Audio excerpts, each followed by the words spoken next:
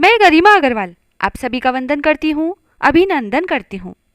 आइए आज हम जानते हैं घर पर 16 दिन की गणगौर स्थापना कैसे करें। वैसे तो 16 दिन की गणगौर पूरी कॉलोनी या मोहल्ले जहाँ 42 साल की लड़कियां यानी जिन लड़कियों की शादी के बाद की पहली गणगौर है उनके मायके में डाली जाती है। लेकिन यदि 42 साल की लड़कियां नहीं हो तो कॉलोनी की महिलाएं व लड़कियां मिलकर भी 16 दिन की गणगौर डाल सकती हैं। क्योंकि 16 दिन की गणगौर चाहे कोई पूजे या नहीं पूजे, लेकिन बड़ी गणगौर यानी आखिरी दिन की गणगौर की पूजा सभी महिलाएं व लड़कियां जरूर करती हैं। आखिरी दिन की गणगौर पूजा में 16 दिन पूजी हुई गणगौर का अत्यधिक महत्व है। सभी लोग उसी गणगौर की पूजा करते हैं जिसे 16 दिन पूजा गया हो। उद्यापन करने के लिए भी 16 दिन की पूजी हुई गणगौर माता को घर लाकर पूजा की जाती है। लेकिन यदि आपके आसपास कहीं गणगौर स्थापना नहीं की जा रही है तो आप अपने घर पर भी स्थापना करके 16 दिन की गणगौर पूजा कर सकते हैं। इसमें आप अपनी देवरानी या जेठानी या आसपास की महिलाएं जोड़ा बनाकर पूजा कर सकते हैं।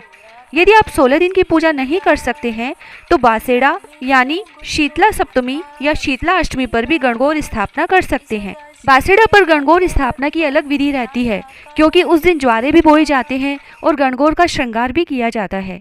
यदि आप बासेड़ा पर गणगौर स्थापना करना चाहते हैं तो उसकी विधि भी आपको हमारे चैनल पर मिल जाएगी। तो चलिए जानते हैं गणगौर स्थापना की बहुत ही सरल विधि। गणगौर स्थापना धुलंडी के दिन की जाती है। इसके लिए हमें कोई भी ज़्यादा सामान नहीं चाहिए। हमें चाहिए होलिका दहन की राख, जिसे आप होलिका दहन के दूसरे दिन सुबह जल्दी ले आएँ या रात को जो होलिका दहन की जल या आग हम लेकर आए हैं वह थोड़ी ज़्यादा ले आएँ जो सुबह तक ठंडी हो जाएगी। और हमें चाहिए थोड़ी मिट्टी, रोली, मोली, चावल, मेहंदी और काजल। इसके अलावा हमें चाहिए एक पाटा, एक छाबड़ी जिसमें इस तरह दूब यानी दुर्वा बिछा ले, एक पानी का लोटा जिसमें गौर पूजा के लिए दूब और फूल ले ले, और एक हमें बनाना है ओड़ा कोड़ा। इसके लिए एक इस तरह की मिट्टी की सराई या तांबे का लोटा लेकर उसमें पानी भरें और उसमें एक सुपारी, एक कोड़ी, एक हल्दी की गांठ, एक चांदी का छल्ला और एक चांदी का सिक्का। यदि चांदी का सिक्का नहीं हो तो 1 रुपए का सिक्का डाल दें। अब राख में थोड़ा पानी डालकर इस तरह 8 पिंडियाँ बनाएं और इसी तरह मिट्टी थोड़ी गीली करके 8 पिंडियाँ बनाकर इन्हें दूब बिछी हुई छाबड़ी में रख दें। यह पिंडियाँ ईसर गणगौर का स्वरूप होती है। गणगौर स्थापना थोड़ा खुली जगह पर करें जिससे सभी गणगौर पूजने वाली आराम से बैठकर पूजा कर सकें।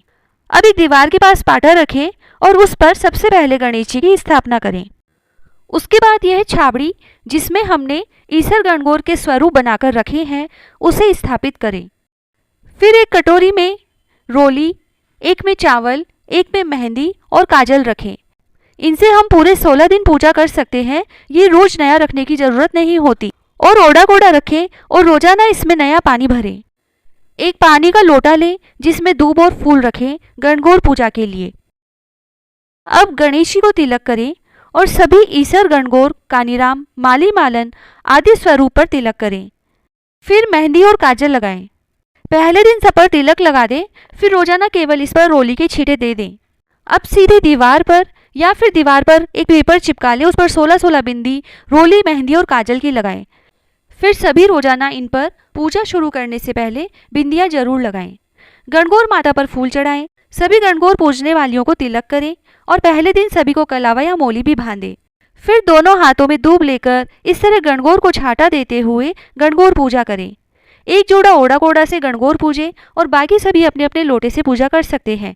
इस तरह पहले दिन गणगौर स्थापना करके 8 दिन तक ऐसे ही गणगौर पूजा करें।